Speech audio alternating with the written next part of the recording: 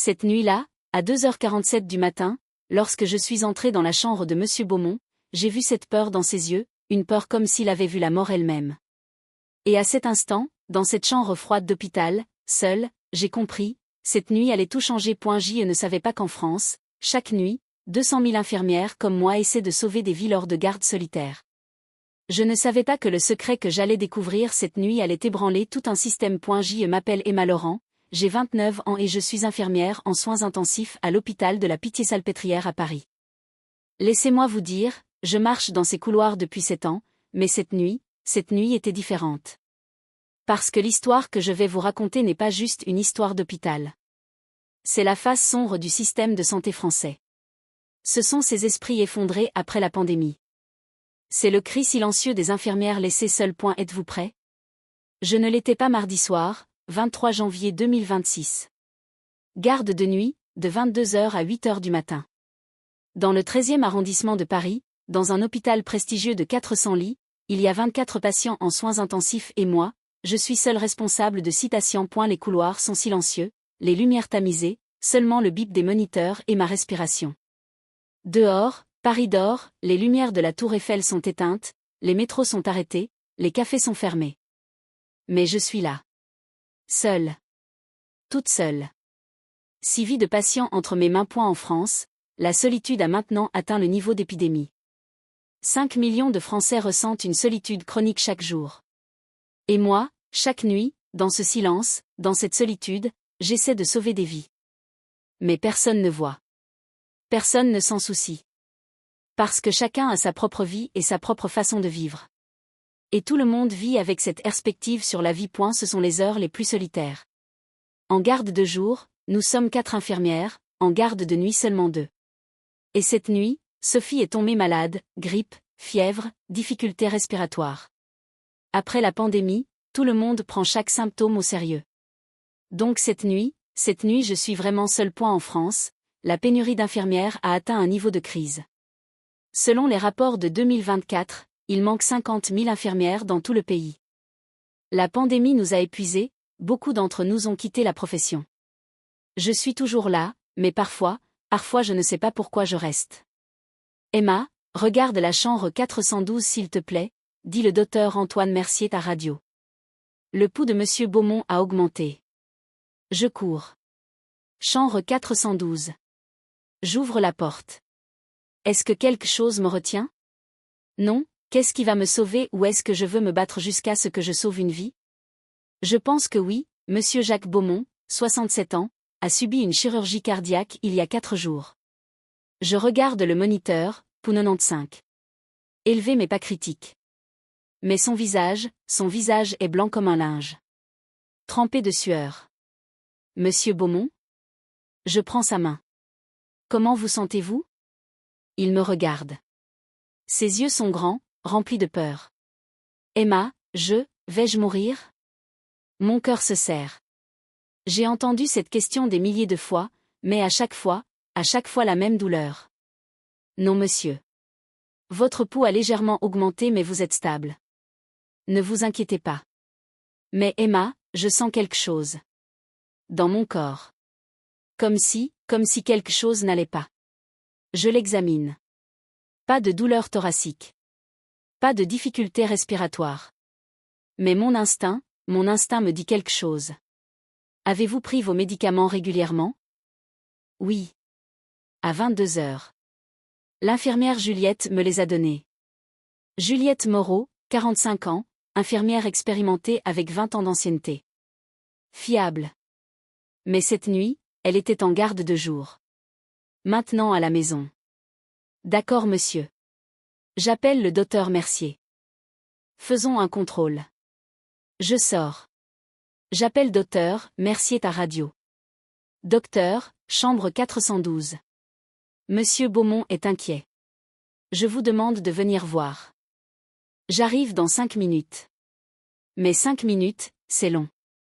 Parce que je dois aussi vérifier les autres patients. Chambre 414, Madame Rousseau. Chambre 416, Monsieur Martin. Chambre 418, Madame Arnaud.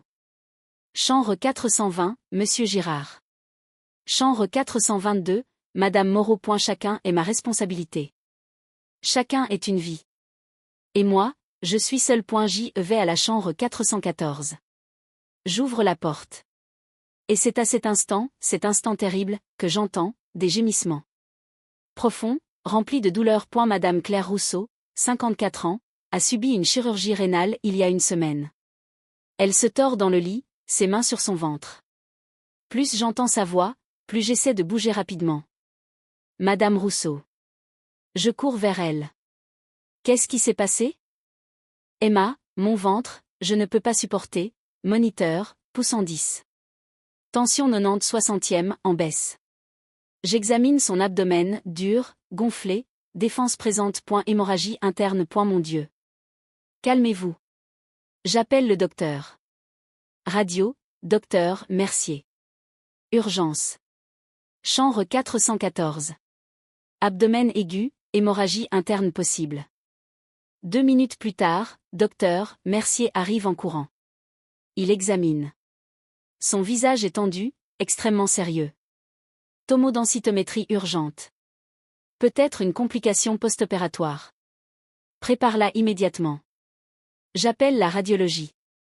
Nous serons prêts dans 30 minutes, disent-ils. 30 minutes, trop long. Mais il n'y a pas d'autre choix. Comment la patiente va-t-elle tenir? Je mets Madame Rousseau sur le brancard. Elle crie de douleur. Emma, vais-je mourir? Encore cette question. Et moi, je ne sais pas quoi répondre. Non. Je ne le permettrai pas. Mais ce qui traverse mon esprit, c'est s'il te plaît, aide-moi. En l'emmenant en radiologie, je pense dans le couloir. La chirurgie de Madame Rousseau était il y a une semaine. Le docteur Bernard Fontaine l'a effectuée, l'un des meilleurs chirurgiens de l'hôpital. 25 ans d'expérience. Pourquoi une complication maintenant? En France, le taux de complications post-opératoires est d'environ 8%. Normal. Mais le cas de Madame Rousseau est-il normal? La tomodensitométrie continue. J'attends dans le couloir. Il est 23h45. La nuit est encore très longue. J'y pense, après la pandémie, le système de santé français s'est effondré. En 2020, nous étions des héros, applaudissements depuis les balcons, remerciements, fleurs. En 2026, nous sommes oubliés, salaire bas, longue garde, épuisement professionnel. Le mois dernier, les infirmières de l'hôpital ont fait grève. 48 heures de grève. Demande, plus de personnel, meilleur salaire, conditions de travail plus humaines. Résultat, rien. Le gouvernement a dit contrainte budgétaire. Nous sommes retournés au travail. Parce que les patients ne peuvent pas attendre. Nous essayons de faire entendre notre voix autant que possible, mais ça ne marche pas. Pourquoi pensez-vous? Mais nous, combien de temps pouvons-nous attendre? La tomodensitométrie se termine. Docteur Mercier examine l'écran. Son visage devient encore plus tendu. Emma, il y a une hémorragie interne. Zone rénale gauche. Elle grandit. Chirurgie d'urgence nécessaire. Salle d'opération? Pleine. Au plus tôt 2 heures du matin, 2h du matin, dans 2 heures. Madame Rousseau peut-elle tenir? Nous allons la stabiliser d'ici là, dit docteur Mercier. Mais il y a de l'inquiétude dans sa voix. J ramène Madame Rousseau en soins intensifs. Je connecte sérum, plasma, produit sanguin à la ligne 4. Moniteur, pouce en 15, tension 85/55e, continue de baisser. Emma, dit-elle d'une voix faible. Mes enfants. Julien a 12 ans, Marie 8 ans, vais-je les voir? Mes yeux se remplissent de larmes. Mais je ne dois pas pleurer. Je dois être professionnelle. Vous les verrez. Après la chirurgie. Je vous le promets. Mais puis-je promettre? Vraiment, il est 12h30. Je retourne au poste des infirmières. Je m'assois à l'ordinateur. J'ouvre le dossier de Madame Rousseau. Date de chirurgie, 16 janvier. Chirurgien, docteur Bernard Fontaine. Type de chirurgie, réparation rénale. Résultat, réussi. Réussi. Mais 7 jours plus tard, hémorragie interne. Est-ce réussi? Je suis curieuse. J'ouvre le dossier du docteur Fontaine. Ces chirurgies des 3 derniers mois. 47 chirurgies. 12 complications. 25% de taux de complications. J. Marette. Normal pour un chirurgien, c'est 5 à 10%. Le docteur Fontaine a 25%. C'est très élevé. J. Regarde les cas compliqués. Madame Claire Rousseau, hémorragie interne. Madame Élise Moreau, saignement inattendu pendant la chirurgie. Monsieur Henri Dubois, infection. Madame Isadelle Laurent, mauvaise cicatrisation. La liste continue. Avez-vous déjà vécu un moment où d'un seul coup d'œil vous avez compris que tout était faux?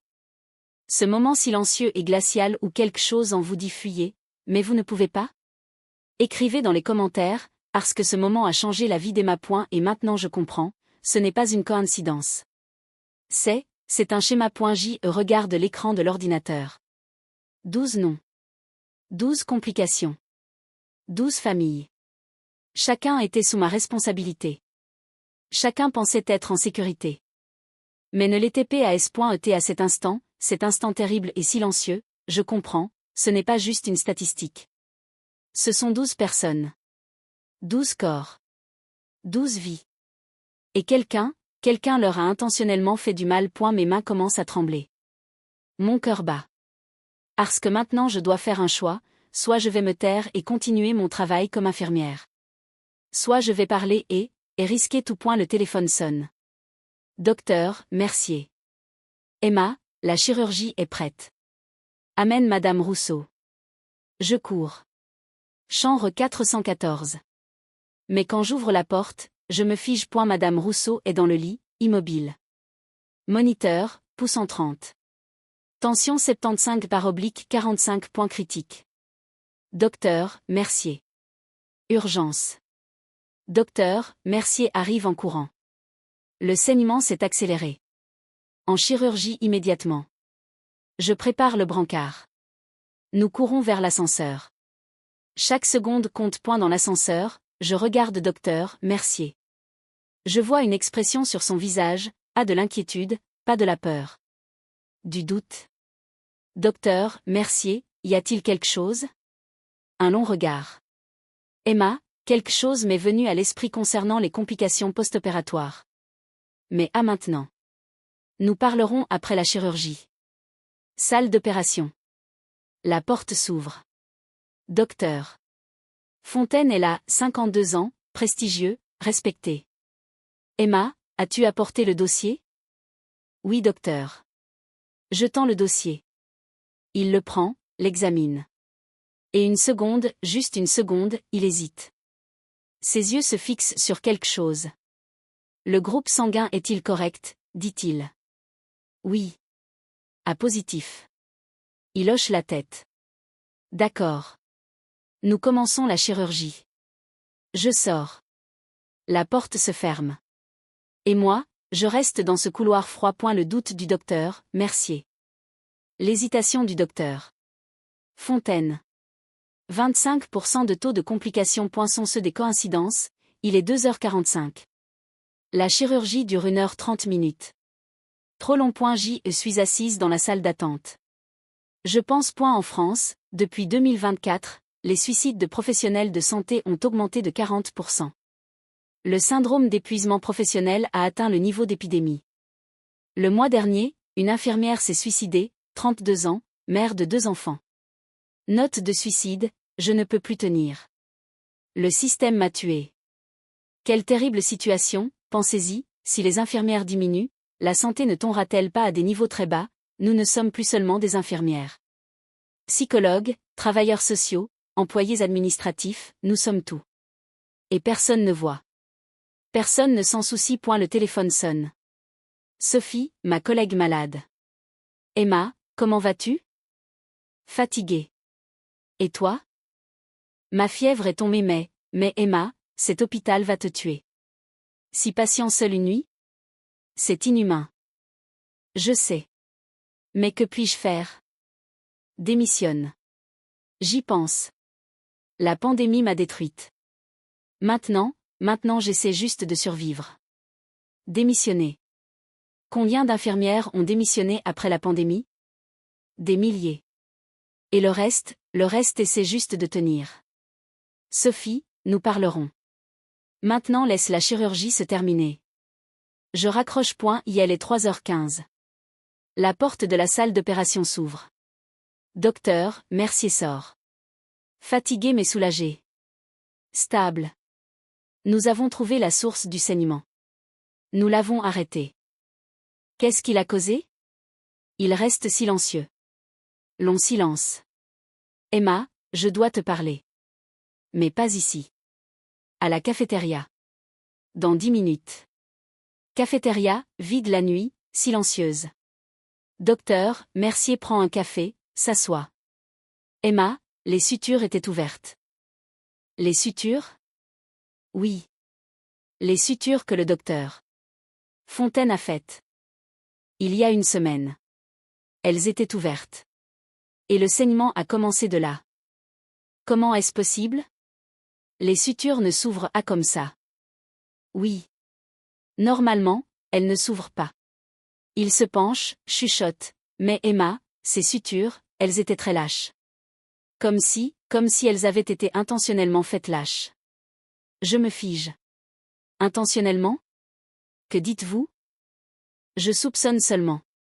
Mais Emma, 25% de taux de complication n'est pas normal. Et si les sutures sont intentionnellement lâches, il ne termine pas la phrase. Mais je comprends point sabotage. Mais pourquoi? Pourquoi un chirurgien ferait-il intentionnellement du mal à ses patients? Je ne sais pas. Mais nous devons découvrir. Silencieusement. Parce que si le docteur Fontaine apprend, il niera tout. Oui. Nous nous regardons. Deux professionnels de santé, fatigués, effrayés, mais déterminés. Que devons-nous faire? Nous devons trouver des preuves. Il y a des enregistrements vidéo dans la salle d'opération. Si nous regardons les chirurgies du docteur Fontaine, mais comment accéder aux enregistrements? Tu es infirmière. Tu peux utiliser la clé principale en cas d'urgence. Clé principale. Salle d'archives.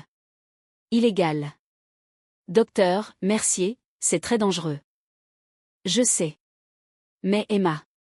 Madame Rousseau a failli mourir. Combien d'autres? Combien d'autres, avez-vous déjà été dans une telle situation? Vous savez ce qui est juste, mais le prix de parler sera votre carrière? Écrivez dans les commentaires. Et abonnez-vous maintenant, parce que demain soir Emma va faire quelque chose d'illégal. Elle va entrer dans la salle d'archives. Elle va voler des vidéos secrètes. Et si elle se fait prendre, tout sera fini.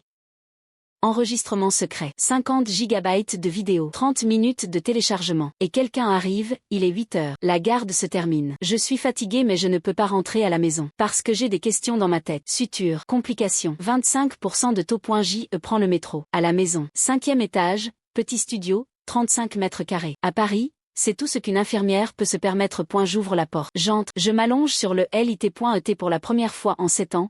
Pour la première fois, je pleure parce que je ne suis plus seulement fatiguée. J'ai peur, vraiment peur. Demain soir, je vais entrer dans cette salle d'archives. Je vais accéder à des enregistrements illégaux. Et si je me fais prendre, ma carrière sera finie. Mais si je ne le fais pas, combien d'autres personnes mourront? Et en ce moment, dans ce studio solitaire et silencieux, je comprends. Ce n'est pas juste une histoire d'hôpital, c'est l'histoire de la France. Professionnels de santé épuisés, système effondré, scandale silencieux.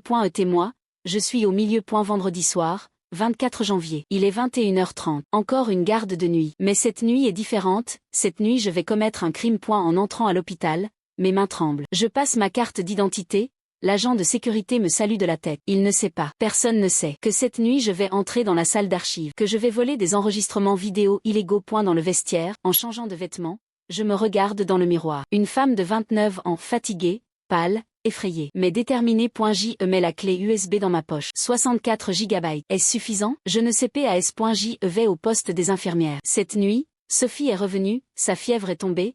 Elle a une légère toux mais elle peut travailler. Emma, elle sourit. Comment vas-tu? J'ai entendu que hier soir était très difficile. Oui, Madame Rousseau a eu une hémorragie interne. Mon Dieu, comment va-t-elle maintenant? Stable. Mais Sophie, je veux te demander quelque chose. As-tu entendu quelque chose sur les chirurgies du docteur Fontaine? Son visage change. Comme quoi? Complications. Trop de complications. Elle hausse les épaules. Emma, tout le monde a des complications. C'est normal après une chirurgie. Bien sûr, même si elle voit cela comme normal, ce taux est très élevé. Mais 25% de taux, elle hésite. 25%, c'est très élevé. Oui, et je vais enquêter. Emma, fais attention. Le docteur Fontaine est un homme puissant. S'il soupçonne quelque chose, je sais. Il est 23 heures. J'ai terminé ma première tournée des patients. Tout le monde dort. L'hôpital est silencieux. Maintenant. Je vais au poste des infirmières. Armoire à clé, utilisée seulement en cas d'urgence. Scanner d'empreinte digitale. Je pose mon doigt. Lumière verte. L'armoire s'ouvre. Clé principale, étiquette rouge. Utilisation d'urgence. Personnel autorisé seulement. Je la prends. Je la mets dans ma poche. Mon cœur bat. Il bat si vite que je ne peux pas contrôler ma respiration. Je marche dans le couloir. Vers les escaliers. Du 4e au 2e étage. J'entends mes pas. Personne d'autre. Chaque pas résonne. Pied gauche, pied droit. Pied gauche, pied droit. À chaque pas, mon cœur bat plus vite. Mon ombre danse sur les murs, longue, courbée, comme un fantôme qui me suit. À cette heure de Paris, 2 millions de personnes dorment. 2 millions de personnes rêvent. Mais moi, je suis sur le point de commettre un crime. Entrée illégale. Vol de données. Puis-je prendre 3 ans de prison? Je ne sais pas. Mais je dois le faire. Parce que parfois, la bonne chose est celle qui est illégale. 2e étage. Section des salles d'opération. Vide la nuit. Les salles d'opération sont sombres. Salle d'archives. Porte. Entrée interdite aux personnes non autorisées. Je mets la clé dans la serrure. Ma main tremble. Je tourne. Clic. Jante. Obscurité. J'allume la lumière. Étagère. Dossier. Disque. Et au milieu, système d'enregistrement numérique. Ordinateur. Je m'assois. L'écran s'allume. Il demande un mot de passe. Merde. Je réfléchis. Il doit y avoir un mot de passe d'urgence. Chaque hôpital en a un. La panique et l'excitation me stressent, mais je peux contrôler. Admin 2025, incorrect. Urgence, incorrect. Pity Salpêtrière 2025, incorrect. Il reste 3 essais. Ensuite, le système se verrouillera. L'alarme sonnera. Calme-toi Emma. Réfléchis. Règle de l'hôpital. Mot de passe simple. Facile à retenir. Chirurgie. Incorrect. Il reste 2 essais. Panique. Le cœur bat. Et si je me fais prendre? Cette inquiétude me ronge. La sueur coule et il reste une dernière tentative. Mais quoi? Hôpital 2024. Le mot de passe de l'année dernière. Lumière verte. Connexion réussie. Je respire. Je suis dedans. J'étais tellement soulagée que c'était comme si tout le poids s'était enlevé de mes épaules. En fait, cela ne faisait que commencer. Quand j'ai vu cette lumière verte, j'ai oublié de respirer. Avez-vous déjà vécu un tel moment? Le moment où tout change en une seconde? Écrivez dans les commentaires, parce que c'est le point de non-retour d'Emma. Et maintenant je suis dedans. 47 enregistrements de chirurgie. 12 complications. 36 GB de preuves. Le téléchargement commence, mais quelqu'un arrive. Menu. Enregistrement de chirurgie. Archive vidéo. Je clique. La liste s'ouvre. Docteur Fontaine. 3 derniers mois. 47 enregistrements. Je trouve les 12 chirurgies compliquées. Je commence le téléchargement. Chaque vidéo fait 2 à 4 GB. 12 vidéos égale 36 GB. La clé USB suffit. Le téléchargement commence. 1%, 2%, 3%. Lent. Trop lent. Cela prendra 30 minutes. Il est mini 17. Trop long. Quelqu'un pourrait venir. 10%, 15%, 20%. La porte grince. Je me fige. J'oublie de respirer. Mon cœur bat si vite que je reste silencieuse et j'attends. Je tends l'oreille. Silence. Juste le bruit du vieux bâtiment. Continue. Emma. 30%, 40%, 50%. Le téléphone vibre. Se fait. Emma, où es-tu? Alarme dans la chambre 420. Monsieur Girard. Alarme. J'arrive. 2 minutes. 53%. À moitié. Mais je dois m'arrêter. Je laisse le téléchargement continuer. J'éteins les lumières. Je verrouille la porte. Je cours. 4e étage. Chambre 420. Monsieur Paul Girard, 45 ans. Chirurgie cardiaque. Il y a une semaine. Dans le lit, il ne peut pas respirer. Masque à oxygène sur le visage mais ce n'est pas suffisant. Moniteur. Oxygène 88%. Ah, Monsieur Girard. J'écoute sa poitrine. Poumon gauche silencieux. Pneumothorax. Effondrement du poumon. Merde. Je regarde dans les yeux de Monsieur Girard, yeux remplis de peur, yeux agonisants. 45 ans. Il a une femme. 2 enfants. Hier soir, il parlait au téléphone avec sa fille. Je rentre à la maison demain. Papa avait dit la fille. Mais maintenant pourra-t-il rentrer à la maison? À cause des sutures lâches du docteur Fontaine. À cause de erreur accidentelle du docteur Fontaine. À cause du sabotage intentionnel du docteur Fontaine. Ma colère grandit envers lui, et il y a la clé USB. Il y a des preuves. Mais est-ce suffisant? Peut-être suffisant. Docteur, Mercier. Urgence. Docteur, Mercier arrive. Il examine. Tube thoracique nécessaire. Je prépare l'équipement. Docteur, Mercier place le tube. L'air sort. Le poumon s'ouvre. 15 minutes plus tard. Stable. Oxygène 95%. Emma, dit docteur Mercier. Qu'est-ce qui a causé cela? La chirurgie était il y a 1 semaine. Je sais. Docteur Fontaine. Encore une complication. Je ne sais pas docteur. Mais je sais. Je retourne à l'intérieur pour terminer le travail inachevé. J'entre immédiatement et je regarde. Le téléchargement est terminé. Je retire la clé USB. J'éteins l'ordinateur. j'éteins les lumières et je sors.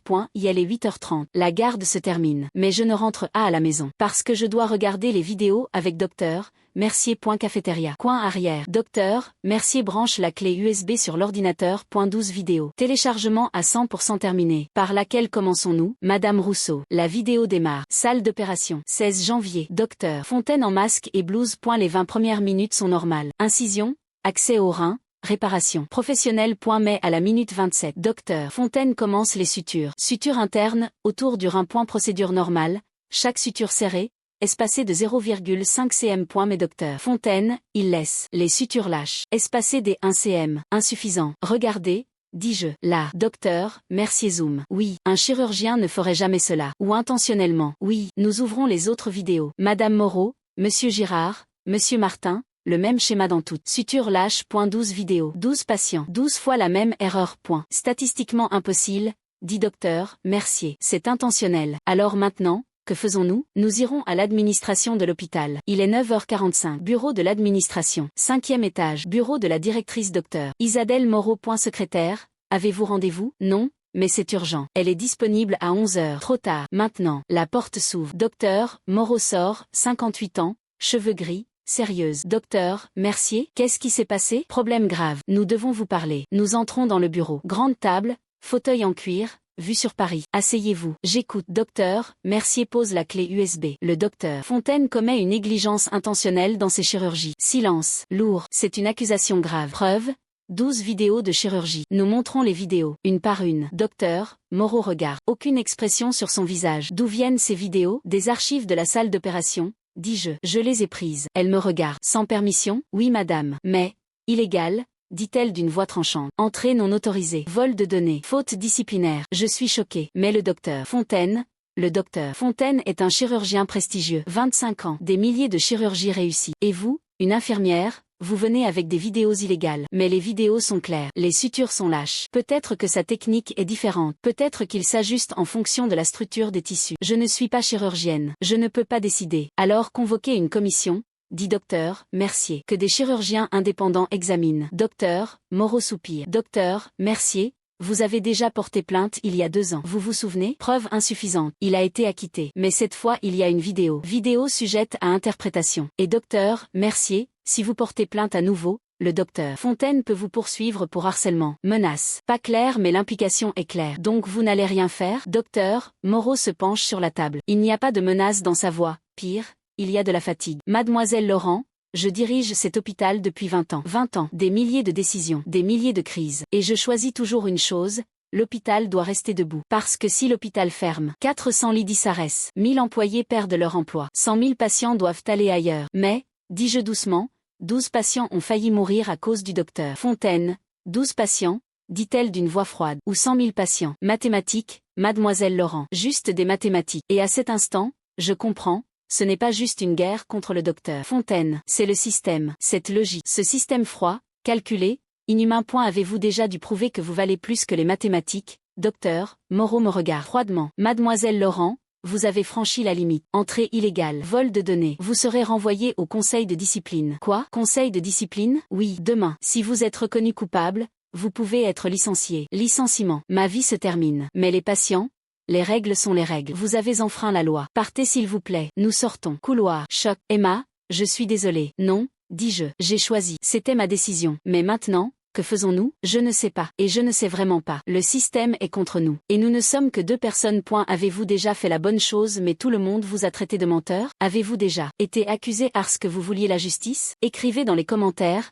Parce qu'Emma vit exactement cela. Abonnez-vous maintenant. Parce que demain Emma n'est pas seule. Il y a un avocat. Il y a un policier. Et il y a 12 patients. 12 témoins. 12 histoires. Et Emma doit tous les trouver en une seule nuit. Prochain épisode. 12 portes. 12 familles. 12 signatures. Mais à la 12e porte, le frère du docteur Fontaine attend. Et il fera tout pour arrêter Emma. Et ne manquez pas. Vendredi après-midi. Il est 13h. Café de Flore, l'un des plus anciens cafés de Paris. À Saint-Germain-des-Prés, touristique. Mais je suis assise à une table d'angle discrète.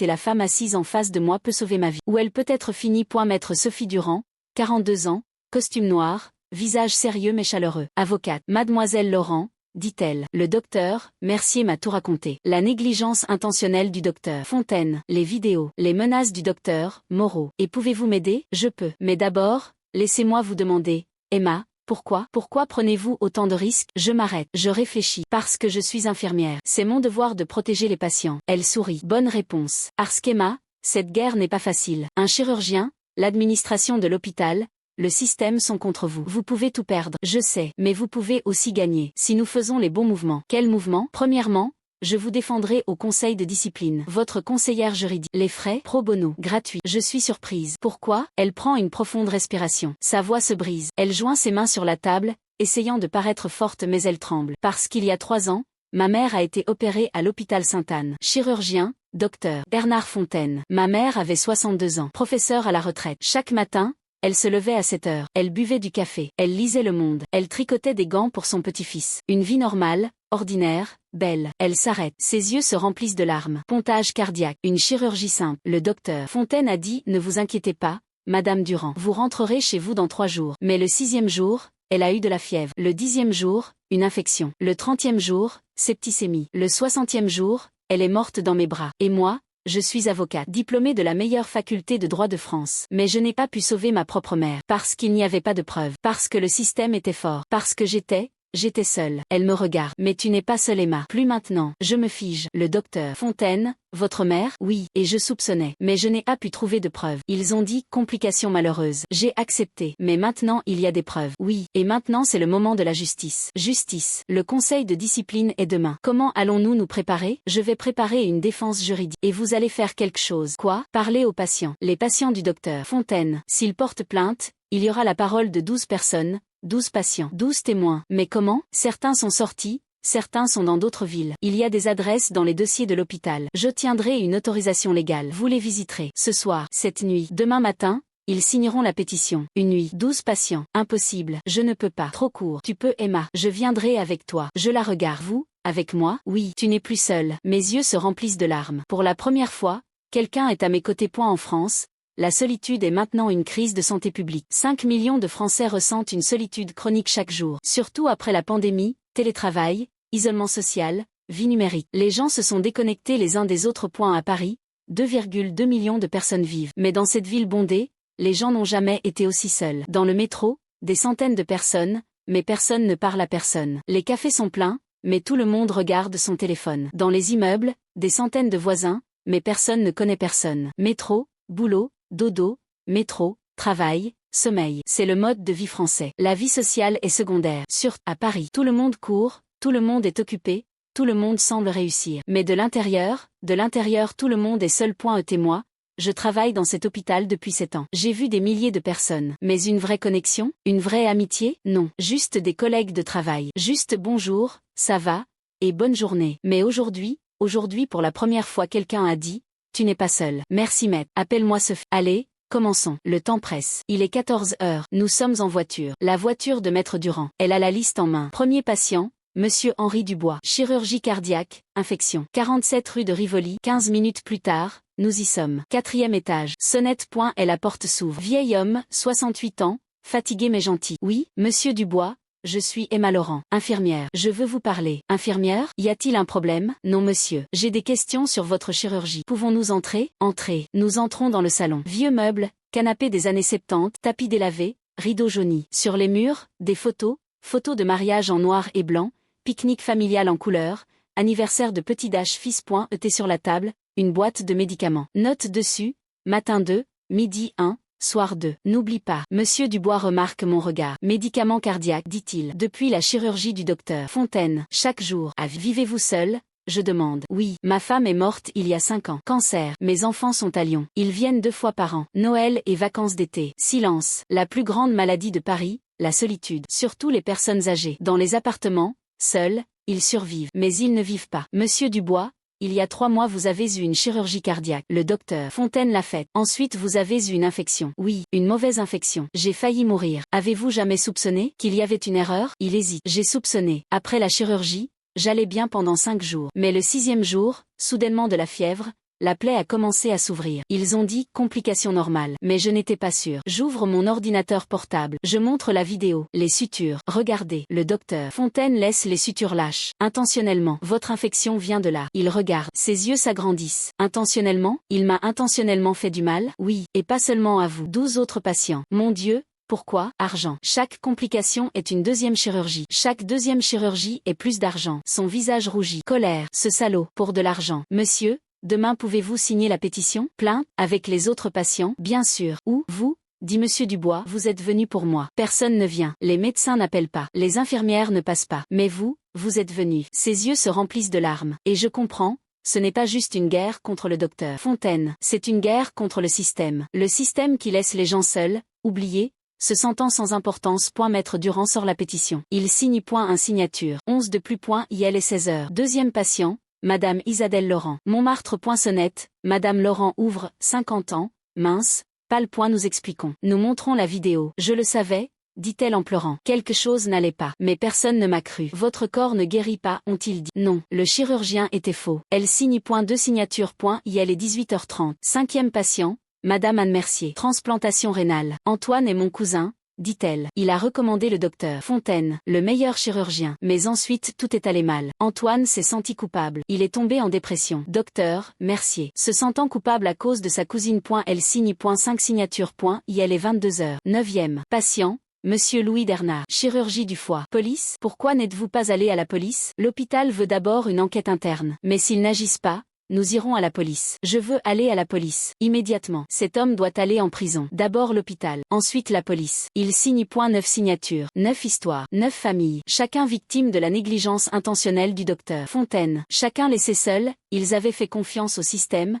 Le système les avait abandonnés. Avez-vous déjà fait confiance au système mais le système vous a abandonné? Avez-vous déjà demandé de l'aide mais personne n'est venu? Écrivez dans les commentaires. Parce que maintenant il reste 3 signatures. Et à la 12e porte, il y a une surprise. Une mauvaise surprise. Il est 1h30. 12e patient, Madame Catherine Rousseau. Signe de septicémie. Dernier patient. Dernière signature. Sonnette. Longtemps personne. Puis, qui est-ce? Madame Rousseau. Je suis Emma Laurent, infirmière. Je dois vous parler. La porte s'ouvre. Mais il y a un homme à côté d'elle. Costume. Qui est-ce? Je me fige. Le monde s'arrête. Les battements du cœur s'arrêtent. Maître Philippe.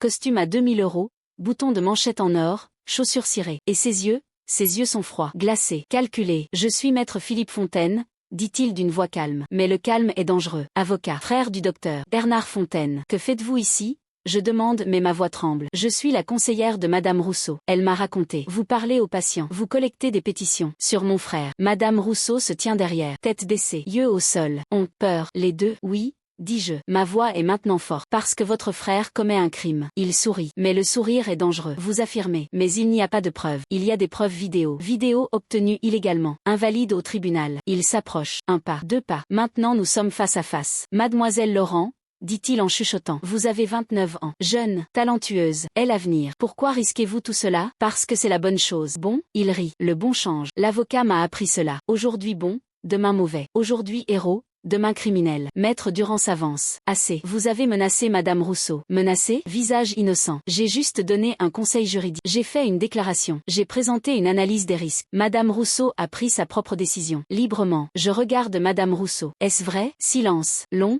Lourd silence. Emma, dit-elle finalement, je suis désolée, mais je ne peux pas signer. J'ai des enfants, j'ai un travail, je ne veux pas de procès. Mais il allait vous tuer. Je sais, mais il n'y a pas de preuve. Juste ta parole. Je ne peux pas prendre de risque. Et à cet instant, je comprends, nous avons perdu.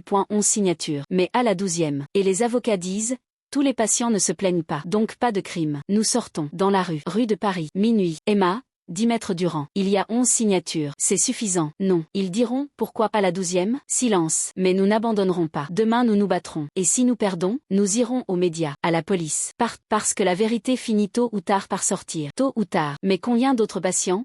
Avez-vous déjà combattu de toutes vos forces mais vous êtes-vous senti perdu? Avez-vous déjà fait la bonne chose mais personne ne s'en est soucié? Êtes-vous déjà resté seul au moment le plus critique de la bataille? Écrivez dans les commentaires. Parce qu'Emma ressent exactement cela en ce moment. 11 signatures, 11 patients, 11 témoins, mais à la 12e. Et demain conseil de discipline, cette personne vont juger Emma. Le docteur Fontaine va-t-il gagner? Ou, abonnez-vous maintenant, parce que demain matin, à 8h, tout sera décidé. Conseil de discipline. Confrontation finale. Et Emma trouvera soit la justice soit elle perdra tout. Dans le dernier épisode, la police est venue. Le journaliste est venu. Le chirurgien expert est venu. Emma n'est plus seule. Mais est-ce suffisant? Est-ce suffisant pour arrêter le docteur Fontaine? N'oubliez pas de vous abonner avant le dernier épisode. Parce que c'est le dernier épisode, et vous ne devez pas le manquer. Samedi matin. Il est 7h45. Dans 15 minutes, le conseil de discipline commencera. Je suis devant le miroir. Pantalon noir, chemise blanche, blazer bleu marine. J'ai mis du maquillage. Mais je n'ai pas pu cacher les cernes sous mes yeux,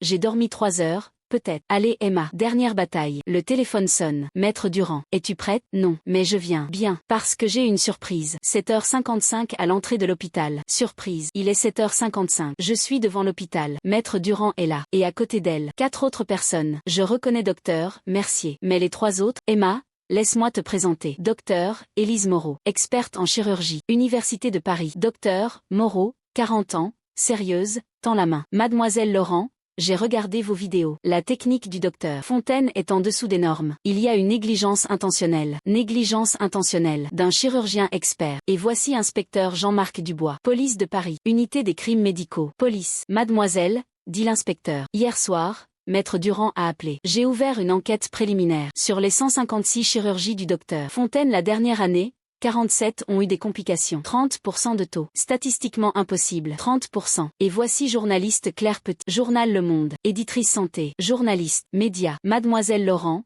dit Claire. Je veux entendre votre histoire. Si l'injustice se produit aujourd'hui, toute la France lira demain. 4 personnes. 4 étrangers. Mais plus des étrangers maintenant. Docteur Élise Moreau, l'un des chirurgiens les plus respectés de France. Elle a écrit dans son rapport: la technique du docteur Fontaine est une négligence intentionnelle. Elle a risqué sa carrière. Pour moi. Inspecteur Dubois, police de Paris. Il a répondu au téléphone de Maître Durand à minuit. Il a examiné 156 dossiers de chirurgie jusqu'au matin. Pour moi. Journaliste Claire Petit, Le Monde. Elle publiera l'histoire en première page demain. Si l'injustice se produit aujourd'hui, toute la France lira. Pour moi. Et Maître Sophie Durand, sa mère est morte mais elle n'a pas abandonné. Maintenant elle est là, à mes côtés. Pour moi, 7 ans. Je travaille dans cet hôpital depuis 7 ans. J'ai vu des milliers de personnes. Mais personne n'a été à mes côtés comme ça. Personne n'a risqué sa carrière. Personne n'a dit tu n'es pas seul. La solidarité en France après la pandémie est-elle morte? Non. Juste il fallait trouver les bonnes personnes. Mes yeux se remplissent de larmes. Merci. À vous tous. Pas le temps de parler, dit Maître Durand. Le conseil commence. Nous entrons dans la salle. Grande, froide, plafond haut. Résumé de la bureaucratie française, grandiose mais inhumaine. Sur les murs, portraits d'anciens directeurs, tous hommes, tous âgés, tous sérieux. Le conseil de cette personne est assis. Au milieu docteur Isadelle Moreau, 58 ans, cheveux gris, lunettes, visage sans expression, ni bon ni mauvais, juste fatigué. À droite docteur Bernard Fontaine. À côté de lui son frère Maître Philippe. Tous deux calmes, tous deux confiants, parce qu'ils savent qu'ils vont gagner. Mais moi, je n'ai plus peur. Asseyez-vous, dit docteur Moreau. Le conseil de discipline commence. Accusation, Emma Laurent, accès non autorisé aux données, vol de données, diffamation du personnel supérieur. Diffamation. Mademoiselle Laurent, votre défense? Je me lève, je respire. Oui madame, je n'ai pas commis de crime. J'ai essayé de protéger mes patients. Parce que le docteur Fontaine leur faisait intentionnellement du mal. La salle devient silencieuse. Docteur Fontaine se lève. Objection. Diffamation. Asseyez-vous docteur Fontaine. Mademoiselle Laurent, continuez. J'ai examiné les chirurgies du docteur Fontaine des 3 derniers mois. J'ai trouvé 12 complications. Dans chacune, les sutures étaient intentionnellement lâches. 3 à 7 jours plus tard, elles se sont ouvertes. Saignement, infection, deuxième chirurgie. Preuve, 6 vidéos de chirurgie, obtenues illégalement. Oui, mais la vérité reste la vérité. Maître Durand se lève. Madame la présidente, avec votre permission, je représente Mademoiselle Laurent. J'ai des preuves supplémentaires à présenter. Quelles preuves? Premièrement, le rapport médical indépendant du docteur Élise Moreau. Docteur Moreau se lève. J'ai examiné les vidéos. Dans 6 chirurgies, la technique de suture est en dessous des normes. Cela semble intentionnel. Objection. Maître Philippe bondit. Le docteur Moreau n'a pas vu les patients. Insuffisant. Le docteur Moreau est l'un des chirurgiens les plus respectés de France, dit Maître Durand. Son évaluation est valide. Docteur Isadelle Moreau hoche la tête. Accepté. Deuxièmement, pétition de 11 patients. Chacun se plaint. Les pétitions sont présentées. Mais il y a 12 patients, dit un membre du conseil. Pourquoi 11? Parce que le 12e a été intimidé. Le frère du docteur Fontaine l'a visité. Il l'a menacé. Objection. Maître Philippe. Je n'ai pas menacé. Madame Catherine Rousseau est témoin. Vous pouvez l'appeler. Silence. Troisièmement, la police de Paris a ouvert une enquête préliminaire. Inspecteur Dubois se lève. J'ai examiné la dernière année. 156 chirurgies, 47 complications, 30% de taux, moyenne 8%, 4 fois plus élevé. Suspicion d'intention. Suspicion, dit Maître Philippe. Pas preuve. Enquête préliminaire, dit l'inspecteur. Si ce conseil n'agit pas, la police ouvrira une enquête officielle. L'hôpital peut être fermé. Le dommage à la réputation très grand. Réputation. Le visage du docteur Isadelle Moreau change. Elle comprend, si elle n'agit pas maintenant, il y aura un plus grand scandale. Docteur Fontaine, écoutons votre défense. Docteur Fontaine se lève, calme, mesuré, professionnel. Madame la présidente, membre distingué du conseil, dit-il, sa voix douce mais assurée. Je suis chirurgien depuis 25 ans. 25 ans. J'ai travaillé dans cet hôpital pendant 15 ans. J'ai effectué plus de 8000 chirurgies. 8000. La plupart des gens ne rencontrent pas 8000 personnes dans leur vie. J'ai sauvé 8000 vies. Il regarde les membres du conseil, un par un. J'ai gagné des prix. J'ai reçu la médaille de la Légion d'honneur. J'ai enseigné dans les facultés de médecine. J'ai parlé dans des conférences internationales. J'ai représenté le prestige de la France. Puis il se tourne vers moi, yeux froids. Et maintenant une infirmière, seulement 7 ans d'expérience, seulement 29 ans, juste une infirmière en soins intensifs, m'accuse. Il s'arrête pour les faits. Emma Laurent a volé des données illégalement. Elle a accédé aux enregistrements de chirurgie privée sans permission. Elle a manipulé les patients, leur a montré des vidéos, les a effrayés, les a influencés. Même j'affirme qu'elle a acheté un expert indépendant. Objection. Docteur, Élise Moreau bondit. Je n'ai pas été achetée. Docteur Fontaine sourit. Alors comment maître Sophie Durand vous a-t-elle trouvé? Internet? Au hasard? Ou une avocate cherchant vengeance parce que sa mère est morte vous a-t-elle appelé? La salle devient silencieuse. Madame la présidente, dit docteur Fontaine, c'est un complot. Vengeance personnelle, jalousie de carrière, même peut-être un trouble mental. Emma Laurent est sous stress. La pandémie nous a épuisés. Peut-être a-t-elle perdu la frontière entre réalité et imagination. Docteur Fontaine, dis-je, ma voix maintenant calme, mesurée, fort. Puis-je poser une question? Emma, dit maître Durand. Mais je lève la main. Non, c'est mon tour maintenant. Je regarde docteur Fontaine dans les yeux. Docteur Fontaine, vous êtes chirurgien depuis 25 ans. Je suis infirmière depuis 7 ans. Vous avez effectué 8000 chirurgies. J'ai soigné 8000 patients. Vous avez gagné des prix. Moi, j'ai juste sauvé des vies pendant les gardes de nuit. Je me lève. Mais il y a une différence. Je n'ai jamais intentionnellement fait de mal à aucun de mes patients. Vous l'avez fait. Diffamation,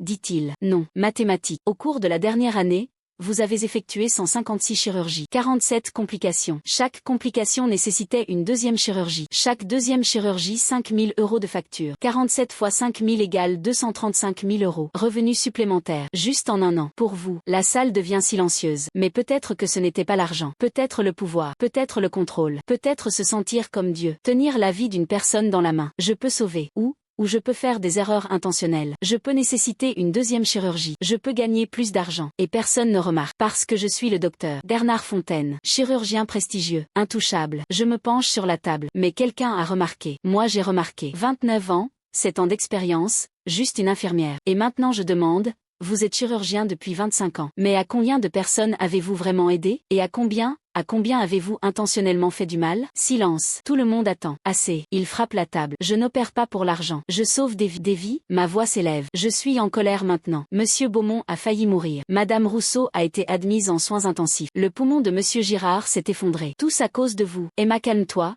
dit docteur Mercier. Mais je ne peux pas me calmer. Docteur Fontaine, la mère de maître Durand. Vous souvenez-vous? Il y a 3 ans. Pontage cardiaque. Complications. Septicémie. Mort. À cause de vous. Maître Durand se lève. Elle pleure. Oui, ma mère. Elle avait 62 ans. Elle était en bonne santé. Mais vous avez fait une suture lâche. Elle est morte 2 mois plus tard. Dans mes bras. Docteur Fontaine regarde. Et je vois, sur son visage, pour la première fois, conscience, remords, peur.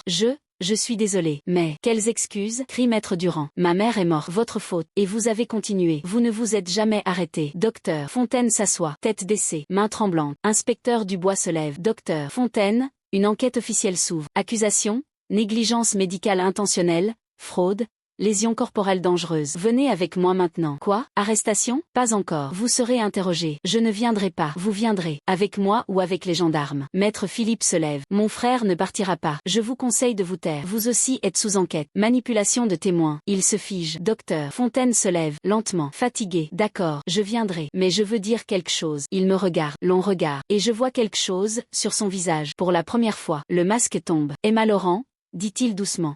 Tu avais raison. Surtout, la salle devient silencieuse. Même les respirations s'entendent. Je faisais cela depuis des années. Suture lâche. Erreur intentionnelle. Complication. Deuxième chirurgie. Argent. Tout était planifié. Il baisse la tête. Et personne ne l'a remarqué. Ou s'ils l'ont remarqué, ils n'ont rien dit. Parce que j'étais prestigieux. Puissant. Docteur Bernard Fontaine. Détenteur de la Légion d'honneur. Fierté de la France. Il rit. Mais rire douloureux. Mais toi, tu es une jeune infirmière, sans pouvoir. Tu n'as aucune chance contre le système. Cible facile. Je pensais que j'allais t'intimider. Je t'ai menacé. Je t'ai fait peur. J'ai menacé de fin de carrière. Il me regarde dans les yeux, Qu'y a-t-il? Remords? Respect? Mais tu n'as pas abandonné. Tu es entré dans les archives illégales. Tu as volé les vidéos. Tu as visité les patients. Tu as collecté la pétition. Seul, solitaire, tu t'es battu contre le système. Il s'arrête. Et moi? J'ai perdu. Pour la première fois. En 25 ans pour la première fois. J'ai été vaincu par une infirmière. L'inspecteur met la main sur son bras. Assez docteur Fontaine. C'est un aveu. Venez avec moi maintenant. Attendez, dit docteur Fontaine. Une dernière chose. Emma,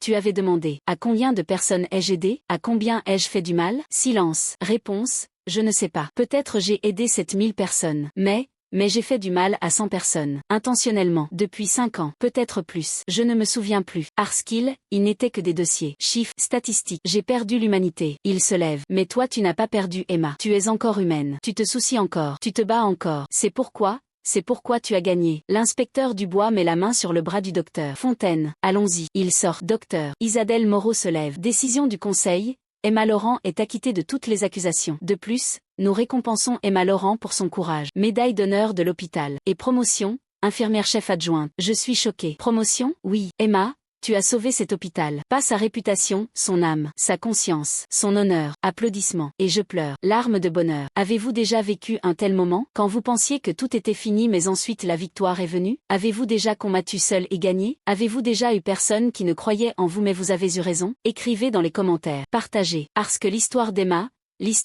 peut être votre histoire. Peut-être que vous aussi vous travaillez dans un hôpital. Peut-être que vous aussi vous avez vu une injustice. Peut-être que vous aussi vous voulez parler mais vous avez peur. Emma vous dit, parlez, battez-vous, n'abandonnez jamais. Parce que parfois une personne suffit. Parfois une voix fait la différence. Parfois la bonne chose change. Épilogue. 3 mois plus tard, juin 2026. Paris brille sous le soleil d'été. Des bateaux sur la Seine, des touristes sur la Tour Eiffel, des gens qui boivent du café dans les cafés. Un jour normal de juin. Mais à l'hôpital de la Pitié-Salpêtrière, plus rien n'est normal. Tout a changé. À l'entrée des salles d'opération, une nouvelle pancarte. Protocole Emma. Chaque chirurgie sous supervision de double chirurgien. Chaque complication examinée par comité indépendant. Dans les couloirs, une nouvelle affiche. Parlez. Si vous suspectez, signalez. Vous êtes protégé. Et au poste des infirmières, mon bureau, il est maintenant écrit infirmière-chef adjointe Emma Laurent. Le salaire a doublé, de 3 200 € à 6 400 €. Maintenant je peux louer un appartement de 2 pièces au lieu d'une. Maintenant je peux manger de la vraie nourriture au lieu de pâtes tous les soirs. Maintenant je peux respirer un peu. Mais le plus important, mes patients sont en sécurité. Le docteur Bernard Fontaine est jugé. Accusation, 127 patients intentionnellement blessés. Complice, maître Philippe. Tous deux détenus. À l'hôpital de la Pitié-Salpêtrière, des changements. Nouveau système. Chaque chirurgie supervisée par 2 chirurgiens. Chaque complication examinée par comité indépendant. C'est appelé protocole Emma. Je suis maintenant infirmière-chef adjointe. Je gère 24 infirmières. Mais le plus important, mes patients sont en sécurité. Madame Rousseau s'est rétablie. Avec ses enfants. Monsieur Beaumont s'est rétabli. Il envoie des fleurs chaque semaine. Monsieur Girard s'est rétabli. Il a ouvert sa boutique. Tous vivants. En sécurité. Un jour ensoleillé de juin, Madame Rousseau vient en visite. Avec 2 enfants. Julien 12 ans, Marie 8 ans. Emma, laisse-moi te présenter. Julien, Marie, voici Emma, la femme qui a sauvé votre mère. Les enfants regardent. Merci mademoiselle. Vous êtes une héroïne. Héroïne. Mot étrange. Non, je ne suis pas une héroïne. J'ai fait la bonne chose. C'est ça une héroïne? Dit Madame Rousseau. Faire la bonne chose, même quand tout le monde est contre. Je souris. Peut-être avez-vous raison. Ce soir-là, en rentrant à la maison, je pense. Il y a 3 mois, c'était sombre. J'avais peur. J'étais seule. J'allais perdre. Mais je n'ai pas perdu. Je n'ai pas abandonné. Et maintenant je sais. Parfois une personne suffit. Parfois une voix fait la différence. Parfois dire la vérité change le monde. Je suis Emma Laurent. Et c'était mon histoire. Mais votre histoire commence maintenant. Peut-être que vous aussi vous êtes une Emma. Peut-être que vous aussi vous voyez une injustice. Peut-être que vous aussi vous voulez parler mais vous avez peur. Peut-être que vous aussi vous êtes seul. Je vous dis, vous n'êtes pas seul. Des millions de personnes comme vous. Des millions de personnes veulent faire la bonne chose mais ont peur. Des millions de personnes veulent se battre contre le système mais se sentent impuissants. Mais regardez Emma, 29 ans, infirmière, impuissante, seule, mais elle a gagné, parce qu'elle n'a pas abandonné. Vous aussi, n'abandonnez pas. Abonnez-vous maintenant. Il y a plus d'histoires vraies sur cette chaîne. Histoire secrète de France. Gens qui se battent contre le système. Gens courageux. Gens comme vous. Aimez. Que l'algorithme diffuse cette vidéo à plus de personnes. Qu'il y ait plus d'Emma. Qu'il y ait plus de justice. Partagez. Avec vos amis, votre famille, vos collègues. Peut-être qu'eux aussi connaissent une Emma. Peut-être qu'eux aussi ont vu une injustice. Et écrivez dans les commentaires votre histoire, votre combat, votre victoire ou votre défaite. Parce que chaque histoire compte, chaque voix compte. Vous comptez. Quand une infirmière dit-elle assez? Jamais. Parce que chaque patient compte. Chaque vie a de la valeur. Et abandonner n'est jamais une option. Au revoir. Soyez courageux. Toujours. Et n'oubliez pas, parfois une personne change le monde. Peut-être aujourd'hui cette personne c'est vous.